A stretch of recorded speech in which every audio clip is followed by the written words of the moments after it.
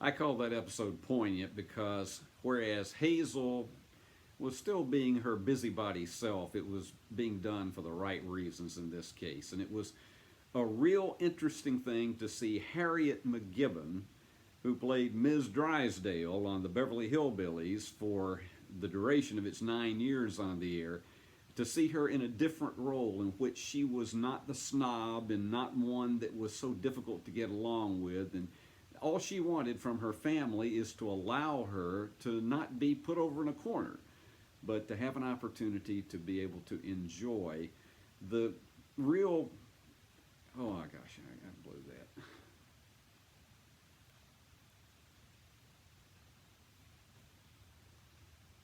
Well, I told you it was a poignant episode, and while Hazel was a busybody, as she usually was, she also did it with a heart in this episode for the right reasons. And wasn't it interesting to see Harriet McGibbon, who played Ms. Drysdale on the Beverly Hillbillies for 9 years, to see her in a role in which she was actually upbeat and a happy person. All she wanted was for her children to allow her to still be a human being and not shoved off in the corner because she was a senior. And I thought she did a terrific job playing that role, and it was one that was different from what we had seen her in other TV shows in which she made a guest appearance. That was the only time she appeared as George Baxter's mother. And ironically, you saw two siblings, none of which was named Steve, which was the name of the brother, the younger brother, that succeeded him on Hazel when they decided to cut the budget and for a fifth season to move the show to CBS, to have the opportunity to stay on the air. And of course that one was one that just absolutely failed miserably. But it was interesting. We didn't see Steve Baxter show up there. He was just manufactured for the fifth year on the air. But that's always our opener on our Thanksgiving Marathon. Remember, we are with you for all these next 5 days. In fact, we'll be with you all the way until 9 a.m. Central Time on Monday morning. So it's going to be just a joyous time. So drop in and drop out anytime, because we'll be on all night, all day, and it's going to be so much fun. Well, another one that is so much fun is George Burns and Gracie Allen.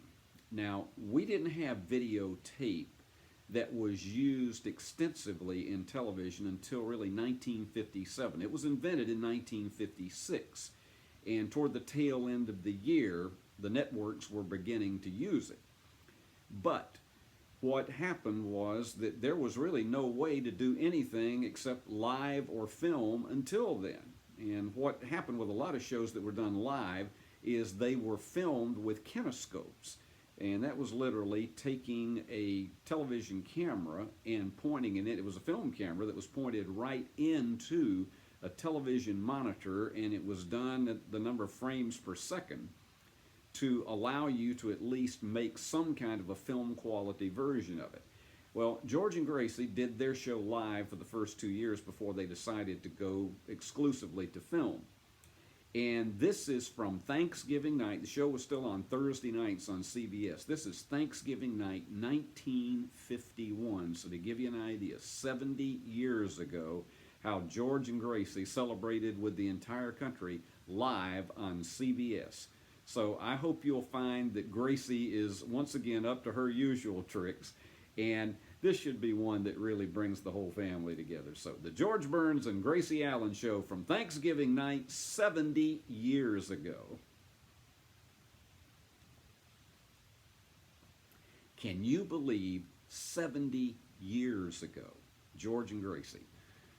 Oh my goodness, television was such a pioneering stage at that point in time, and a lot of people all across the country, and especially in the South and the Midwest, still did not have television sets yet. And so many people never saw that show because it really survived after the show went into filmed reruns, because, to be candid with you, there just was no place to run it. And George and Gracie switched to film in 1952, and for the remainder of the 6 years they were on the air, the show was done on 35 millimeter film, and that was a great way to be able to preserve them for reruns. But a lot of people never saw that episode that we just showed you from Thanksgiving night live 70 years ago. And wasn't Gracie her usual self? There's just no way you get around it when Gracie has got that illogical logic at its peak. Well, tonight we're also going to show you an episode of a show from the 80s. We don't usually go that far into things, but we have one from the 80s, and the reason you'll find out in just a moment, because it is a show that is a sequel to one of television's all-time classics. And what this is how the Cleaver family celebrated Thanksgiving in the 1980s, and it aired for the first time on Thanksgiving night in 1984. The show's called Still the Beaver. Eventually, the title was changed to The New Leave It to Beaver. But after a TV movie that was done for CBS in 1983, called Still the Beaver, the Disney Channel decided that they wanted to do a series based on that movie. And they got a lot of the writers that had worked for Happy Days, and they came over and brought maybe a fresh perspective to Leave It to Beaver. But this is a Thanksgiving episode that I think you'll find is interesting because you got Eddie Haskell, you got Lumpy involved in this. It's really a classic. So here we go. We're taking you back to Thanksgiving night, 1984. And Jerry Mathers is still the Beaver.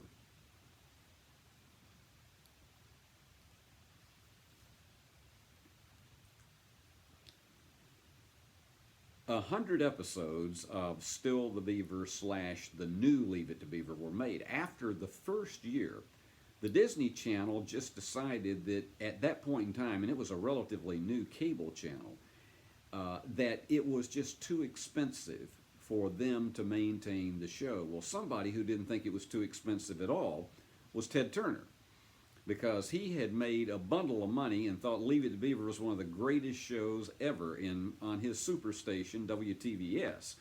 He just, in the afternoon, from the time that he bought that station in Atlanta in the late 1960s, Leave It to Beaver was a staple.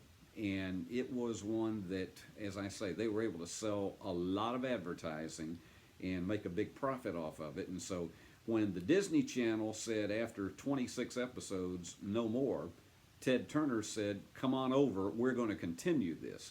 And so the show moved to TBS at that point in time, and it was aired on Sunday and Monday afternoons. They would air a new episode on Monday and then repeat it again the following Sunday afternoon, believe it or not, before WCW Main Event. Yeah, it was before the Sunday afternoon wrestling with Gordon Soley at that point in time. But Still the Beaver was a relatively well-done show. I didn't think it had quite the charm as the original Leave It to Beaver, because you're talking about kids that were more of an 80s variety, obviously.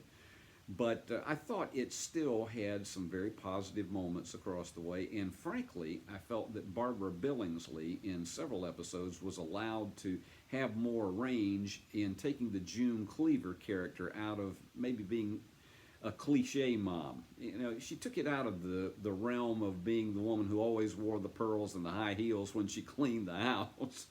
So it was a different story. But I hope you enjoyed that look back at a sequel to Leave It to Beaver, and it's one that is, it's very fun because I saw all 100 episodes of the new Leave It to Beaver. Well, somebody who always celebrated Thanksgiving in one of the greatest ways, Thanksgiving and Christmas, was Perry Como.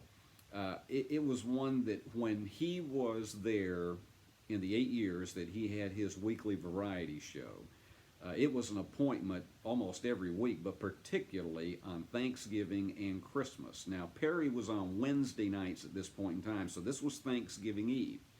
But this takes us back to 1961, so this is 60 years ago. And among his guests are the popular Broadway dancer and singer Gwen Verdon and the lady who had been such a marvelous talent on Your Hit Parade on NBC all throughout the 1950s, Dorothy Collins. But when the show is at its finale and Perry sings Bless This House, it's something that still just stirs me inside because I think it's a fabulous song to reflect the theme of Thanksgiving, and the way Perry sings it, it's just unsurpassed. So we're going to take you back to the Perry Como Craft Music Hall on Thanksgiving Eve of 1961.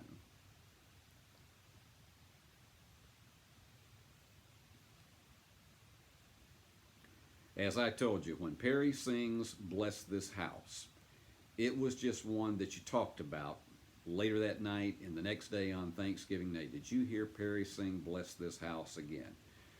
Somebody else who could do a marvelous job with it on a regular series was Norma Zimmer on the Lawrence Welk Show. She just could hit those high notes at the end with just the ease that Perry did.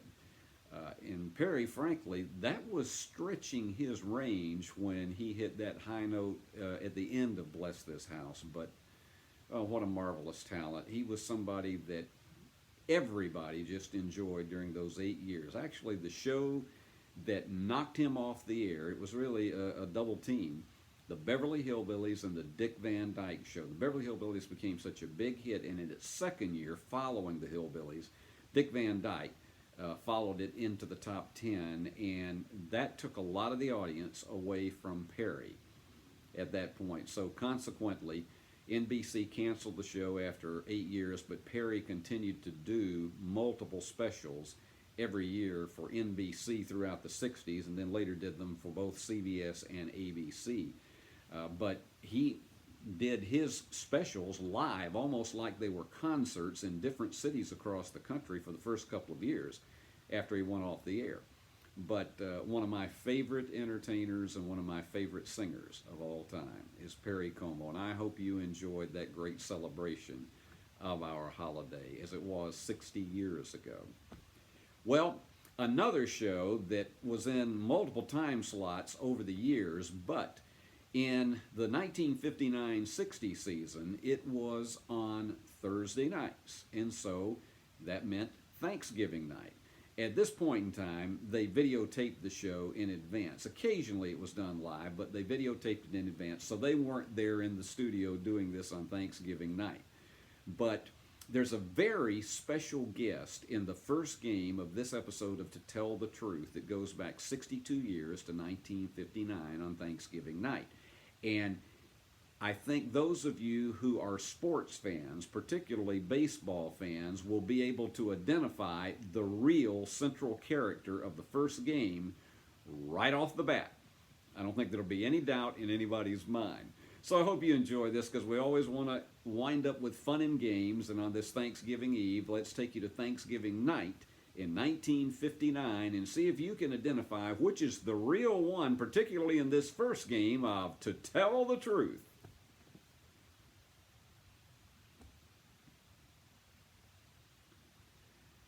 Don Drysdale was, if you will, he was a burgeoning pitcher in Major League Baseball.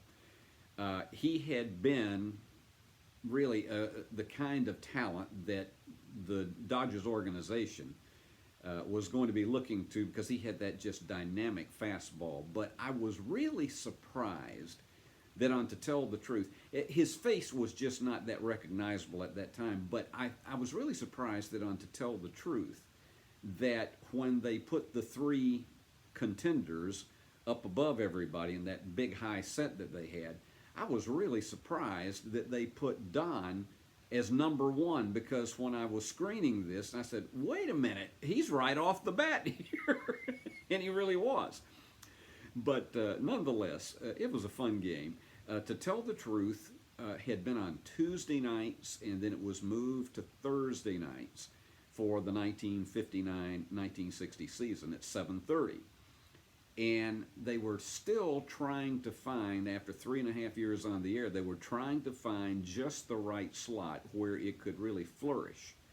And indeed they did. In 1960, the show was moved to Monday nights at 7:30. And for the next 6 years, it was a mainstay. And particularly starting in 1962, when it was paired back-to-back with I've Got a Secret. And there were a lot of people who just made it an appointment every Monday night to start out with To Tell the Truth and I've Got a Secret. And then in 1962, it was Lucille Ball Andy Griffith and Danny Thomas for the next 2 years immediately following To Tell the Truth and I've Got a Secret. It made it for 5 shows that were almost unbeatable. And let's face it, To Tell the Truth is still one of the most entertaining games that television has ever had because it gave you the opportunity to play along at home and see if you could figure out who the real central character was. And I only wish that the version that ABC trots out in January and in the summer with Anthony Anderson as the host, I just wish it was more true to the original because they just try to make laughs out of it and it's so contrived. It's just not like the To Tell the Truth we remember. And Bud Collier, what a great MC he was. Unusual guest panelist, Monique Van Voren, on that edition of To Tell the Truth. Well, I hope we have gotten you off to a good start for this year's celebration of Thanksgiving and the way we celebrate it here on TV6 every year for our 11th consecutive year is to bring you 5 days of nothing but the classics. And I hope that your family, wherever you are, will be celebrating Thanksgiving together. I hope you have friends that can drop by. But most of all, I hope you remember to give thanks and to give it with a grateful heart because we have oh so much to be thankful for in all of our lives and especially right here in West Tennessee. Well, we got another one coming right up, and remember, we got brand new episodes every night at 6 o'clock. It's the most new episodes we've ever had, 5 of them. But so every night at 6 o'clock, there will be another brand new one. But next, we've got another one that is a classic that I hope you're going to enjoy, and it goes back about a year. So get your time tunnel ready. Stay with us all the way through the weekend, and until we're with you with a brand new one tomorrow night at 6 o'clock, this is Steve Beverly saying, remember to keep watching the classics all weekend long because you'll remember again that was when television was fun.